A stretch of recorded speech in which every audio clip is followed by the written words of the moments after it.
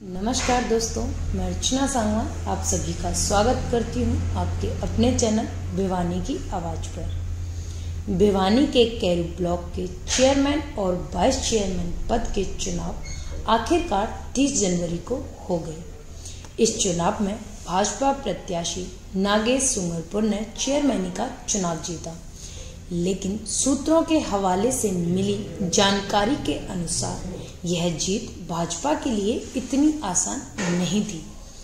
चुनाव की पिछली बैठक जो 17 जनवरी को होनी तय हुई थी, उसमें भाजपा को करारी हार का सामना करना पड़ रहा था, क्योंकि रमेश मालवास अपने पास बहुमत होने का दावा कर रहे थे। इसको देखते हुए भाजपा ने सत्ता का उपयोग करते हुए चुनाव अधिकारी एसडीएम मनीष फोगाट को बीमारी का बहाना बनाकर मेडिकल लीव पर भेज दिया ताकि चुनाव न हो सके।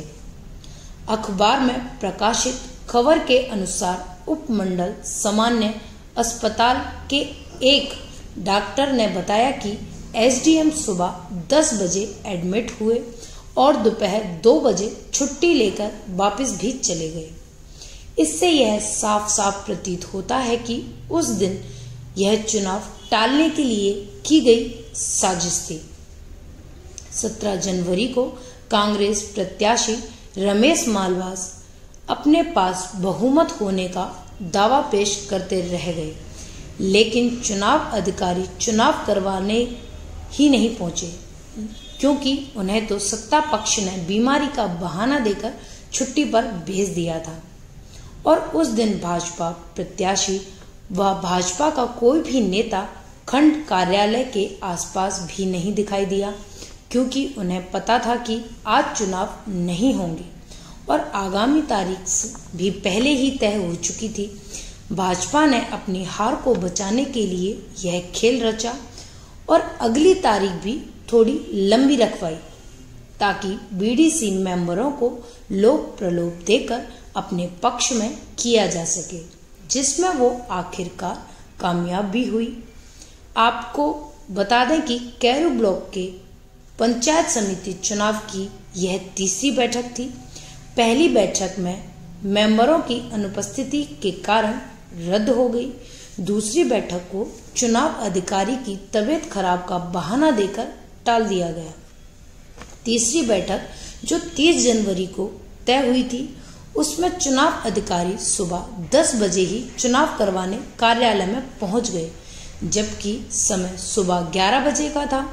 साथ ही साथ बीजेपी के बड़े नेता भी कार्यालय में पहुंचने शुरू हो गए थे, जिससे यह साफ साफ प्रतीत हो गया था कि भाजपा अपने मकसद में कामयाब हो गई और अपना चेयरमैन बनाने में भी कामयाब रहेगी। चुनाव में पुलिस प्रशासन की तरफ से पुख्ता इंतजाम किए गए थे।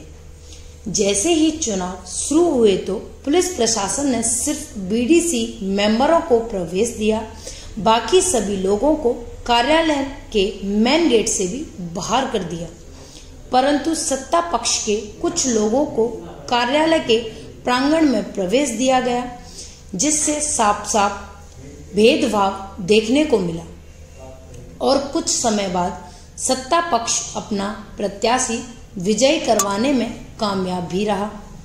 यह ब्लॉक कांग्रेस पार्टी का गढ़ रहा है और यहाँ कांग्रेस पहली बार हारी है, तो जाहिर है कि भाजपा ने इसके लिए स्याम दाम दंड भेद हर तरीका अपनाया होगा। भिवानी की आवाज अपने इस कार्यक्रम के जरिए कुछ सवाल उठाता है और आपसे आशा करता है जवाब की। मेरा पहला सवाल है, 17 जनवरी को रमेश मालवास अपने पास बहुमत होने का दावा कर रहे थे, तो ऐसा क्या हुआ कि 30 जनवरी को उनके पास 6 वोट ही रह गए? मेरा दूसरा सवाल है, 17 जनवरी को चुनाव अधिकारी को ऐसी कौन सी बीमारी हुई जो मात्र चुनाव के समय में ही हुई और वो 2 बजे ठीक भी हो गए?